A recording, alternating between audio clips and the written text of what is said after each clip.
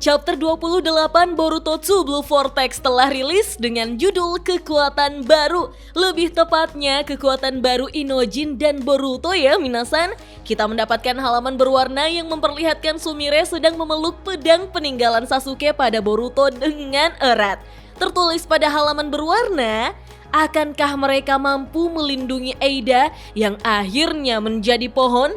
Lalu ada pula tulisan di samping Sumire yang agak ganjen berbunyi, "Peluk aku, pikiran yang dipercayakan kepadaku." Sebelum saya lanjut, siapa tahu ada yang ingin berdonasi, silakan klik link Saweria yang ada di deskripsi ya.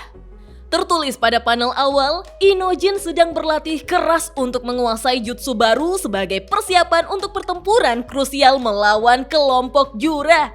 Kemampuan teknik baru apakah yang akan menjadi kunci operasi ini? Kita pun diperlihatkan Inojin yang sedang mengembangkan jutsu barunya minasan. Dia duduk dan fokus melakukan hand sign untuk mengeluarkan jutsu barunya itu. Kashin, Koji, dan Boruto yang menyaksikan latihan Inojin memujinya karena jutsu itu kurang lebih sudah mulai terbentuk. Itu mengesankan, Inojin benar-benar berhasil menguasainya hanya dalam 1 hari. Inojin lalu memanggil Boruto untuk memperjelas bahwa dia ada di sini semata-mata untuk Konoha dan untuk Himawari-chan. Bukan berarti Inojin memaafkan pengkhianatan Boruto, juga bukan berarti Inojin menerima Boruto sebagai rekan. Boruto di sini justru menjawab seperti kakak yang protektif pada pacar adiknya. Dia berkata, sama, dia juga belum menerima Inojin. Ingat baik-baik. Jika Inojin membuat Himawari-chan menangis sekali saja, Boruto akan mencukur habis kepala Inojin yang bodoh itu. Ketika Inojin mau protes, Boruto sudah pergi begitu saja minasan. Dia heran, kenapa Boruto mengatakan hal seperti itu padanya? Siapa Boruto yang berani mengatakan itu? Toh dialah orang yang menghancurkan seluruh keluarga Uzumaki sejak awal. Beralih pada interogasi yang dilakukan oleh Kobu pada Konohamaru. Kobu menyapa Mitsuki yang sudah datang dan menyuruhnya masuk, lalu menyuruh Konohamaru untuk pergi. Sementara itu, Sai mulai menghubungi unit sensor untuk meminta riwayat komunikasi terbaru antara Sarutobi Konohamaru dan pihak ketiga. Khususnya, percakapan beberapa menit terakhir. Unit sensor menjawab bahwa transmisi terakhirnya adalah pemeriksaan rutin tadi malam. Tidak ada catatan penggunaan selama beberapa menit terakhir. Sai pun mengerti dan berterima kasih, tapi dia terus memandang tajam pada Konohamaru yang berjalan pergi. Di sini, Konohamaru justru melirik Sai dengan gugup minasan. Ketika Mitsuki sudah duduk, Kobu menyebutnya sebagai anak Orochimaru yang terkenal kejam. Ketika Boruto melarikan diri, Mitsuki lah yang paling dekat dengannya. Mengingat keadaan saat itu, Kobu punya beberapa pertanyaan untuknya. Mitsuki pun terdiam dan menatap dengan serius. Sementara itu, Boruto ternyata pergi bertemu dengan Sumire minasan. Kini dia telah memegang kembali pedang yang sudah diperbaiki. Boruto menatap bilah pedang itu dengan cermat sambil mendengarkan penjelasan Sumire bahwa bilahnya telah dibentuk ulang dari bahan aslinya menjadi bentuk yang memaksimalkan kekuatan dan ketajamannya. Boruto menanggapi bahwa sarung pedangnya adalah satu-satunya bagian yang sama seperti sebelumnya, tetapi semua bagian lainnya telah didesain ulang hampir sepenuhnya. Sumire membalas, bukan itu saja. Gaya pedang Boruto-kun adalah gaya Uchiha, yaitu Kenjutsu Jinho, jubah pedang. Setelah Boruto memegang gagangnya dan mengaktifkan tekniknya, bilahnya sendiri dikonfigurasi untuk secara otomatis mempertahankan jutsu itu sendiri. Di sini, Boruto berusaha mencobanya minasan, di mana aliran cakranya berubah menjadi petir yang mengaliri pedangnya. Boruto berkomentar bahwa benda ini memang kecil, tapi dia menyerap cakranya. Sumire membenarkannya, tapi jangan khawatir, karena Boruto tidak perlu berkonsentrasi penuh untuk mempertahankan teknik ini. Efek Hagoromo berlanjut dengan sendirinya, ia akan tetap aktif selama cakra Boruto masih ada. Boruto lalu memuji fungsi yang ditambahkan Sumire itu sangat bagus. Namun Sumire meminta Boruto untuk hati-hati. Jika seseorang yang cakranya tidak terdaftar menyentuh pedang ini, cakranya akan terkuras habis. Boruto sempat terkejut, lalu Sumire mengatakan bahwa ini tindakan pengamanan jika musuh berhasil mengambilnya. Sasuke-san dan Boruto sudah terdaftar. Dan untuk keperluan kerja, cakra milik Sumire juga terdaftar. Boruto pun mengerti bahwa itu adalah alat ninja ilmiah dengan mekanisme pengamanan bawaan. Hebat sekali. Sumire menambahkan bahwa pedang itu memiliki material khusus yang menyatu di dalamnya. Wih, jadi ingat Boruto yang dilarang oleh Naruto untuk menggunakan alat ninja sewaktu ujian Chunin ya. Lantas sekarang Boruto justru disupport lagi. Tapi bagaimanakah jadinya kalau pedang Boruto malah dipegang oleh Hidari yang memiliki cakra sama dengan Sasuke minasan? Beralih ke ruang Hokage, di mana Shikamaru menceritakan semuanya pada Shikadai bahwa akan ada serangan yang dilakukan oleh Shinju humanoid. Tidak lama lagi, Konoha akan menjadi medan perang. Berdasarkan informasi yang baru saja Shikamaru katakan pada Shikadai, dia berniat untuk melaksanakan operasi itu. Tapi Shikadai justru protes karena Shikamaru melakukannya setelah menjadikan si brengsek Boruto itu menjadi sekutu. Dia penjahat yang membunuh Nana Daime. Sejak kapan Shikamaru memaafkannya? Bisakah ayahnya itu benar-benar menangani masalah ini sebagai Hokage? Kenapa ayahnya memperlakukan Boruto seperti itu? Shikamaru menjawab, saat dirinya mengambil posisi ini, ada sesuatu yang telah dia sumpah dalam hatinya bahwa dia tidak akan pernah mengingkari keyakinan yang dimilikinya apapun keadaannya. Sama seperti yang dilakukan Nana Daime. Itulah mengapa Shikamaru melakukan hal yang sama sekarang. Dia tidak akan menyerah pada tekanan, juga tidak akan berkompromi sama sekali. Menurutnya, untuk melindungi Konoha, dia perlu mengikuti keyakinannya sendiri dan membuat keputusan yang diyakini perlu. Dalam menghadapi Shinju humanoid, kerjasama dengan Boruto sangatlah penting. Jika Shikadai tidak bisa menerimanya, tidak apa-apa. Shikadai tidak perlu ikut serta dalam operasi ini. Lagi pula, ini bukan perintah. Tapi jika memang begitu, jangan beritahu siapapun apa yang baru saja mereka bahas. Setelah itu, Shikadai yang akan memutuskannya sendiri. Siapa sangka, Shikadai justru minta diberi perintah minasan. Karena Shikadai juga anak yang cerdas, dia langsung tahu kalau Himawari juga ikut dalam operasi itu. Himawari itu sama seperti Sarada, dia ingin membantu Boruto. Dia benar-benar idiot sampai menjadi ninja untuk itu. Chocho tidak bisa begitu saja meninggalkan orang seperti Himawari sendirian, begitu pula Shikadai dan Inojin. Mereka sama dalam hal itu.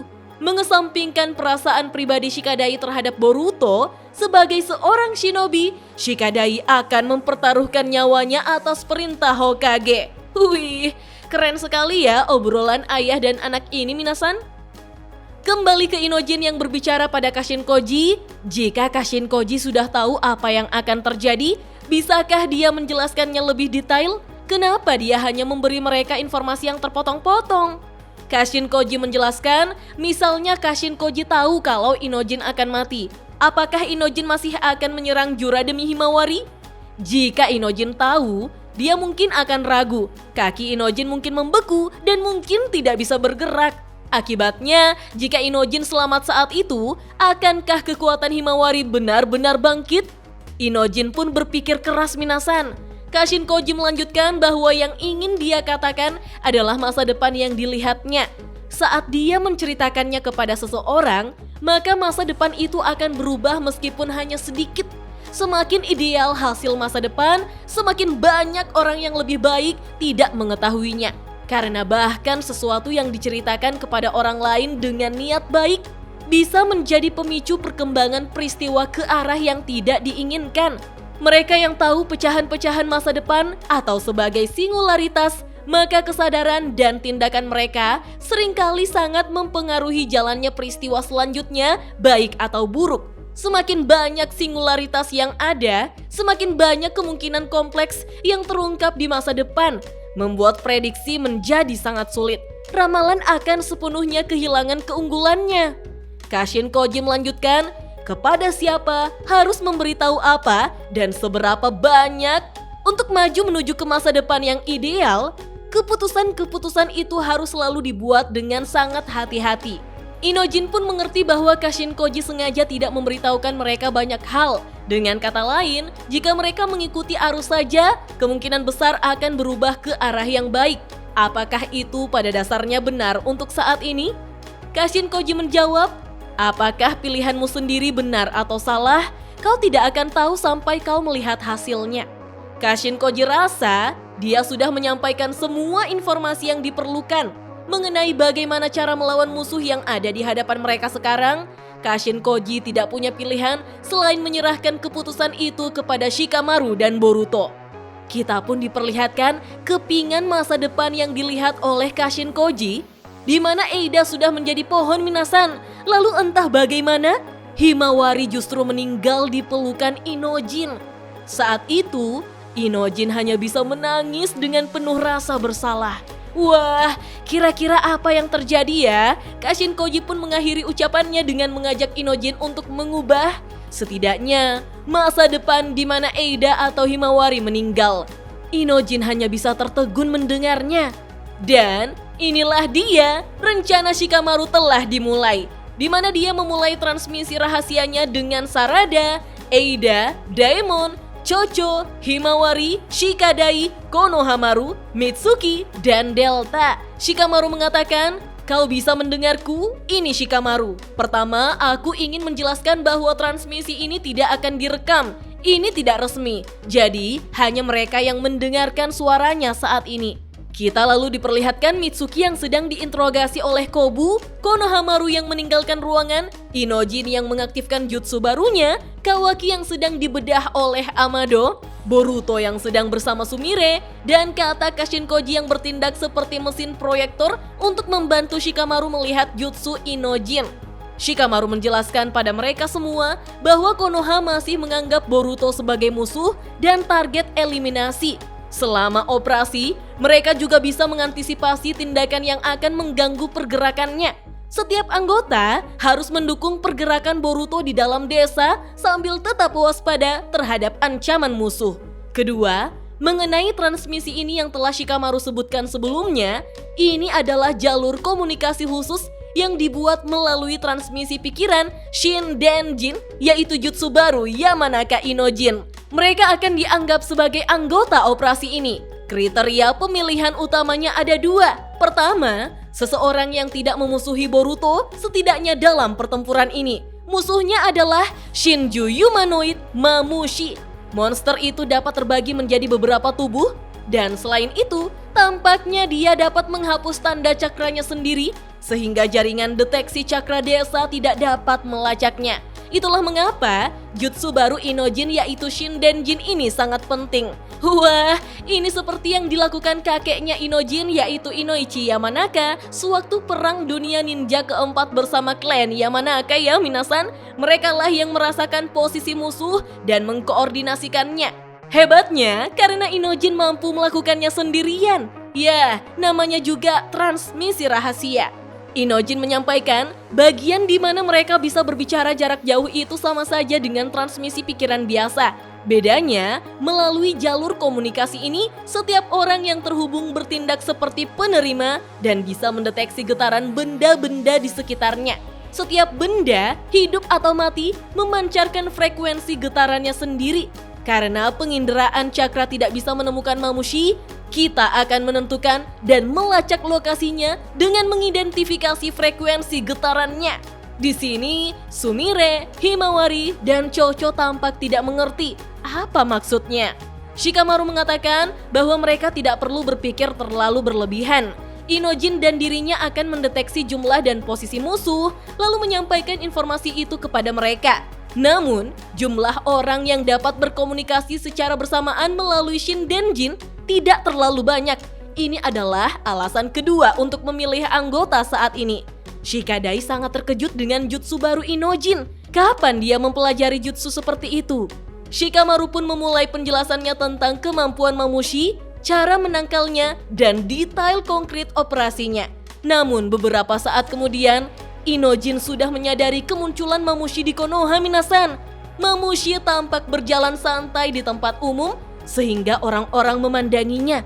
Mamushi lalu berhenti sambil menggaruk pahanya dan menanyakan pada pemuda di sekitar tentang keberadaan perempuan yang bernama Eida.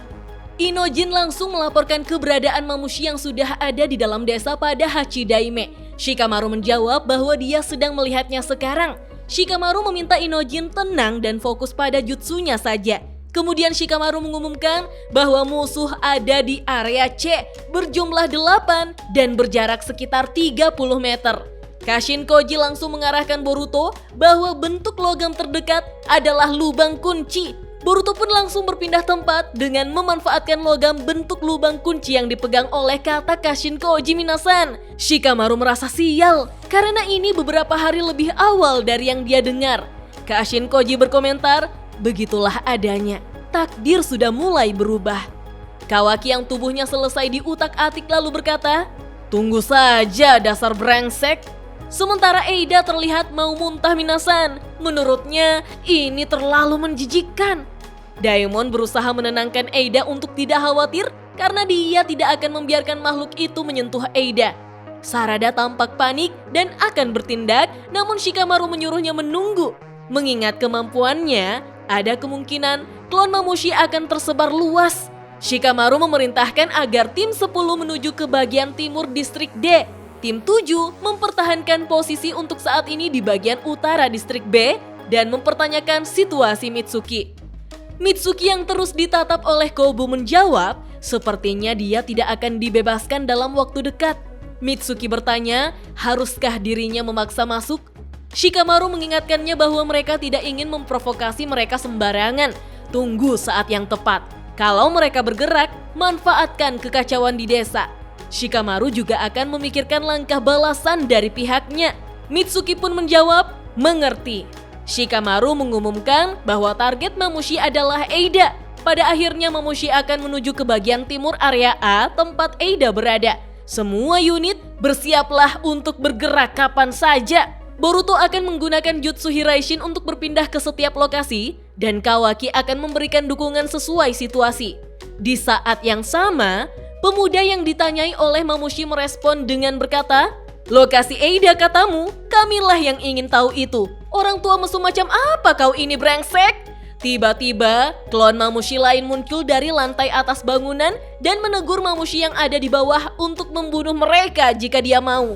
Tapi, jangan hancurkan gedung-gedungnya. Mamushi tidak mau Jura memarahinya karena itu. Melihat itu, pemuda tadi terkejut dengan cloning Mamushi. Tapi bukannya menyerang, Mamushi yang bertanya tadi mengatakan kalau mereka tidak tahu berarti mereka tidak berguna baginya. Maaf sudah menghalangi. Pemuda itu pun heran dan menyuruh Mamushi menunggu. Dia bertanya-tanya, sebenarnya dia itu apa?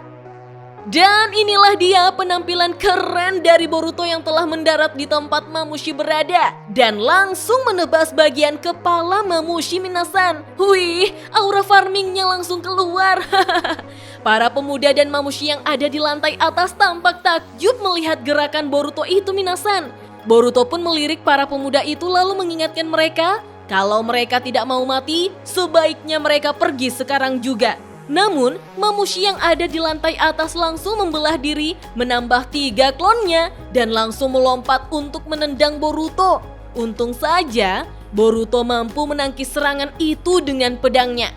Ketika para pemuda itu tahu kalau sosok yang ada di hadapannya adalah Boruto, serta situasi semakin berbahaya, mereka lantas berlari untuk menyelamatkan diri sambil bertanya-tanya, kenapa Boruto ada di desa? Ayo kita ke kantor polisi, kita harus segera memberitahu mereka. Waduh, malah mau laporin Boruto.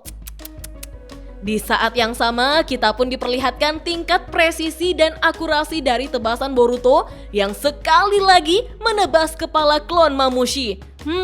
Lihat ini kok seram juga ya. Tapi kemudian, 2 Mamushi lain segera menyerang Boruto dengan mengubah tangan kirinya menjadi kayu. Boruto lantas tersungkur sampai menabrak dinding minasan.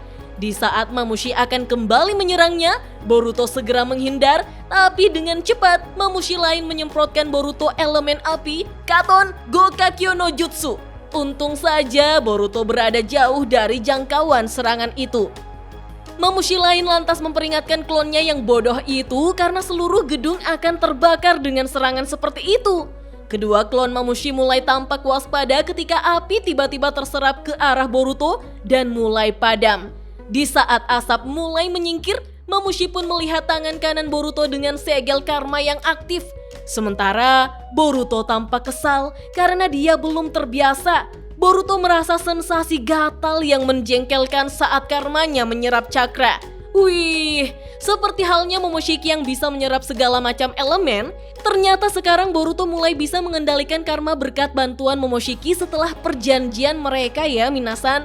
Artinya, kita juga bisa mengira-ngira kalau Boruto juga akan mengeluarkan kumpulan dari seluruh elemen yang diserap oleh tangannya itu menjadi senjata penghancur.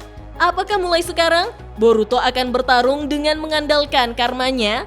Apakah Momoshiki bisa mengambil alih tubuh Boruto kalau saja Boruto tumbang karena kehabisan stamina? Atau jangan-jangan Boruto kelak akan punya Rinnegan di telapak tangannya?